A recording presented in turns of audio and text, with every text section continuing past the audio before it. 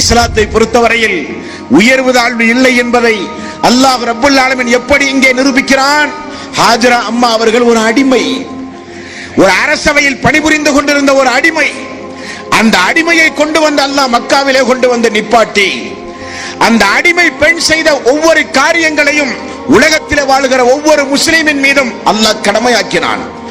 இன்றைக்கு சவுதி அரேபியாவிலே இருக்கிற மன்னர் அப்துல்லாவானாலும் சஃபா மருவாக்கிடையே ஓடினால் தான் ஹஜ்ஜிகள் கூடும், சஃபா மருவாவுக்கிடையே ஓடினால் தான் உம்ரா கூடும்.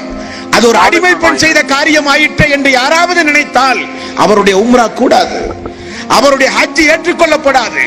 ஆகவே அல்லாஹு தஆலா ஒரு அடிமை பெண்ணை கொண்டு வந்து இந்த மனித சமுதாயத்திலே நிறுத்தி அந்த பெண் செய்த காரியங்களை ஹஜ்ஜுடைய வணக்கமாக அல்லாஹ் ரப்பல் ஆலமீன் ஆக்கி இந்த உலகத்திற்கு எவ்வளவு பெரிய ஒரு பாடத்தை, எவ்வளவு பெரிய ஒரு முன் மாதிரியை அல்லாஹ் ரப்பல் ஆலமீன் உருவாக்கி இருக்கிறான். ஹஜ்ஜுடைய மாதம் வந்தால் இப்ராஹிம் அலைஹிஸ்ஸலாத்து வஸ்ஸலாம் அவர்கள் நமக்கு நினைவுக்கு வர வேண்டும்.